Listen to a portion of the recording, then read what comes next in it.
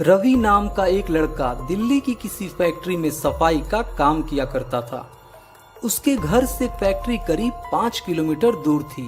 वो हमेशा अपनी साइकिल से ही फैक्ट्री जाता था। रोज की ही तरह आज भी वो घर से फैक्ट्री के लिए निकला। उसे रास्ते में पड़ने वाले एक चौराहे पर एक लड़की दिखी जो उसे गुस्से में घूर रही थी।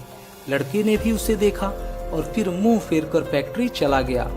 अगले दिन भी सुबह वो लड़की उसी जगह पर खड़ी थी और रवि को घूर रही थी।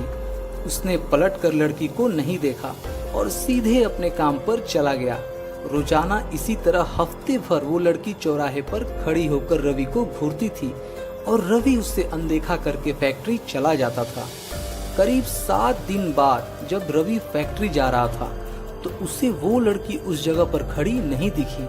रवि के मन में हुआ कि आखिर क्या हुआ होगा कि वो लड़की वहां नहीं है। रवि ने सोचा कि उस लड़की से कुछ पूछने या बात करने में भी डर लगता है क्योंकि वो बुरी तरह से घूरती थी। इन्हीं ख्यालों के साथ वो फैक्ट्री पहुंचा और साफ सफाई करके शाम को घर लौट गया। वो लड़की एक हफ्ते तक उस चौराहे पर नहीं दिखी। एक दिन जब शाम को वो लड़का घर पहुंचा तो उसे अपने बेड पर एक चिट्ठी दिखी। उसमें लिखा था, मेरा नाम प्रीति है। मैं तुम्हें एक हफ्ते पहले रोज एक चौराहे पर दिखती थी। कल शाम को तुम वहीं पर खड़े होकर मेरा इंतजार करना। उस चिट्ठी में एक फोटो भी थी जो उसी चौराहे पर खड़ी लड़की से मिलती थी।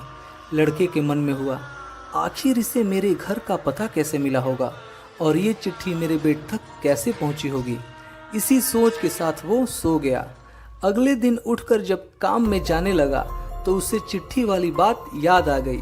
साइकिल से वो सुबह फैक्ट्री पहुंचा और दिन भर उसी लड़की के बारे में सोचता रहा।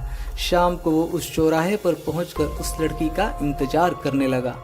काफी देर हो गई लेकिन वो आई नहीं। रवि इंतजार करते थक गया था, इसलिए वो घर की ओर निकल गया। घर पहुंचते ही उसने सोचा, क्यों न चिट्ठी पर लिखे हुए पते पर जाकर ही उस लड़की से मिल लिया जाए। रात होने को थी, इसीलिए उसने सुबह सुबह उस लड़की के घर जाने की सोची। सुबह होते ही जल्दी तैयार होकर रवि चिट्ठी पर लिखे पते पर पहुंच गया।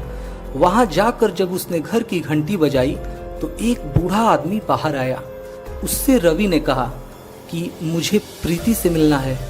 यह सुनते ही वह व्यक्ति चौंक गया और घबरा कर पूछने लगा, क्या प्रीति से मिलना है? उसे मरे हुए तो 2 महीने हो गए हैं।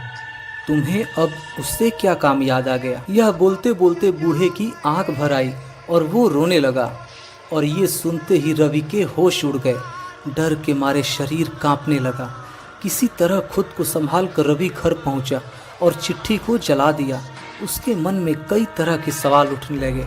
उसने सोचा कि वो लड़की जो मुझे रोज दिखती थी वो क्या एक आत्मा थी? मुझे एक भूत ने चिट्ठी भेजी थी? यही सोचकर वो घर में दुबक कर बैठ गया। उस दिन से रवि न तो रास्ते में किसी को देखता था और न ही किसी अनजान इंसान के बारे में सोचता था। दोस्तों, बहुत से लोगों के साथ ऐसी विचलित करने वाली घटनाएं हो जाती हैं जिससे न चाहते हुए भी हमें किसी आत्मा या किसी ऐसे रूहानी ताकत के बारे में सोचने पे मजबूर कर देती है कि क्या वो सच में नहीं है या फिर है।